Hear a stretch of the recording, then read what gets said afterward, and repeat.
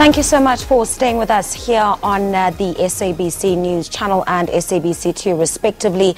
Now, our analyst in studio this morning, Levy Ndou, is still pretty much with us. He's from the Humanities Department at the Tshwane University of Technology, and throughout the morning we've been chatting to him about the launch of the Election Manifesto for 2019 by the ANC. Levy, thanks so much for still being here with us. Now, off air, you and I were talking about just the numbers that we're seeing at the stadium. So many people making their way, so many ANC supporters making their way to Moses Mabhida to get directive from their president in as far as the steps that they should be taking to canvass for the party, and to, of course, hear if their issues and concerns will be addressed in that manifesto.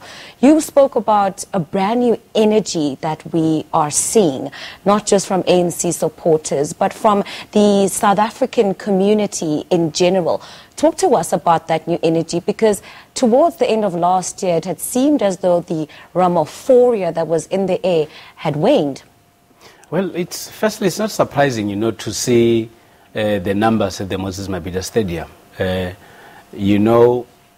Just after Nasrec, you could see that President Ramaphosa had a plan for the ANC and South Africans.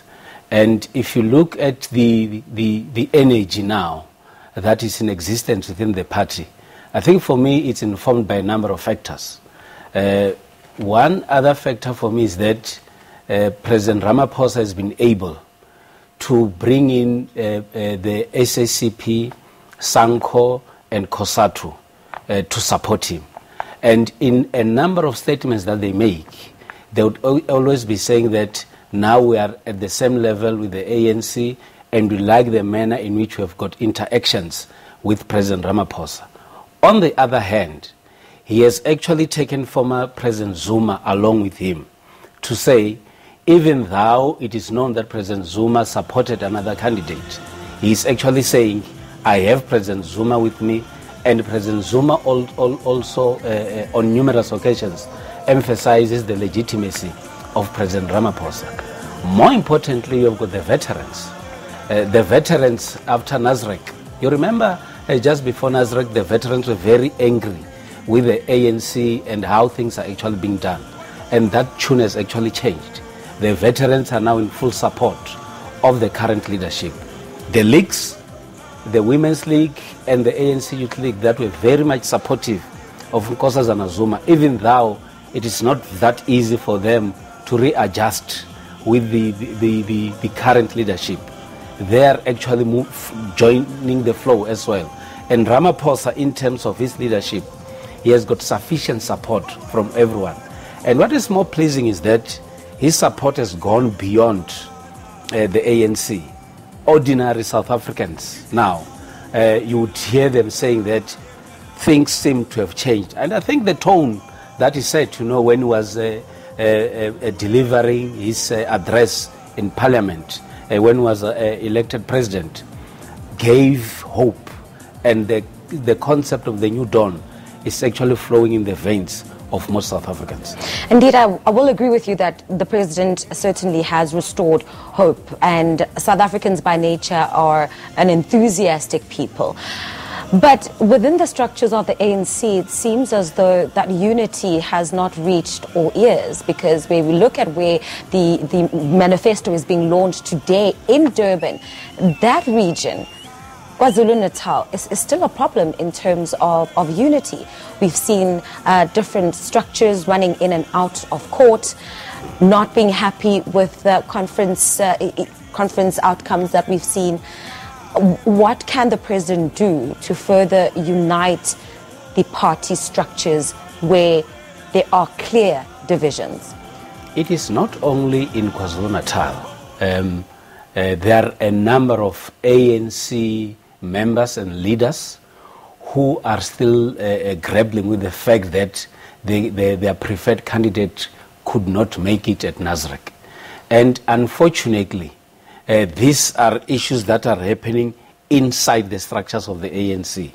And those are the very same leaders that are being defied by ordinary members of the ANC, who are actually saying that Nasrec came and Nasrec has actually passed.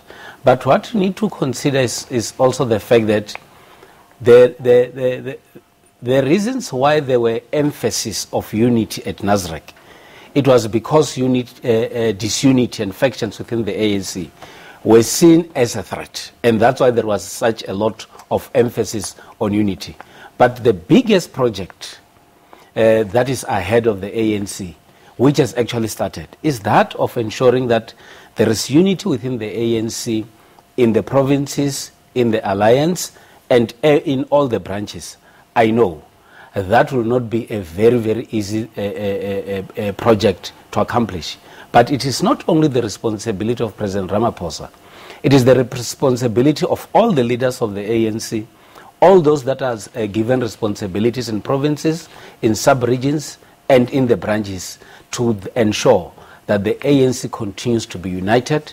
And if they're serious about winning elections, the first project is to ensure that there is unity within the ANC. Levi, let's talk about how the ANC has said to have dropped the numbers in young supporters. Young people seem to have found new political homes where they feel that their visions and their hopes for South Africa will be realized. What do you think Cyril Ramaphosa has in store for young people as we listen to the manifesto that we'll hear today? A lot of young people are young entrepreneurs. We see how a lot of government policy does not quite seem to support SMMEs. A lot of young people want quality education. We've just opened tertiary institutions. Young people want free education. What do you think young people can expect to hear from the president that will help them gain support once again? It's very important to note that the South African population is dominated by young people. And if you really want to fix South African problems, you also have to focus mainly on the challenges that are actually facing young people. And I really expect President Ramaphosa to spend a considerable amount of time touching on issues that mainly affects young people. Firstly, he needs to talk a lot about the improvement of the education system in South Africa, because that is the foundation of everything that has to happen in terms of improving the lives of young people. He has to talk about the strategies to build the economy so that this economy is able to make more jobs and absorb young people into the job market.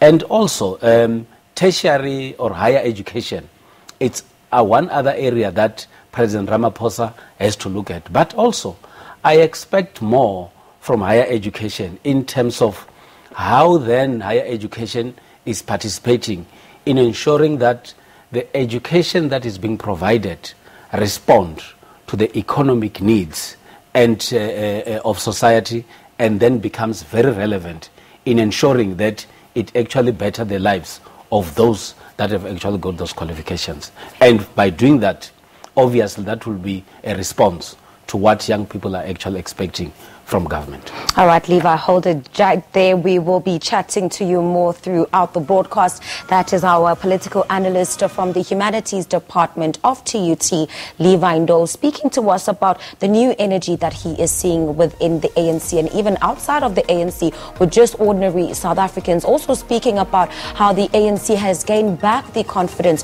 of the alliance partners as we go into the election year, and of course speaking about how the ANC itself can help young people be confident in it once again.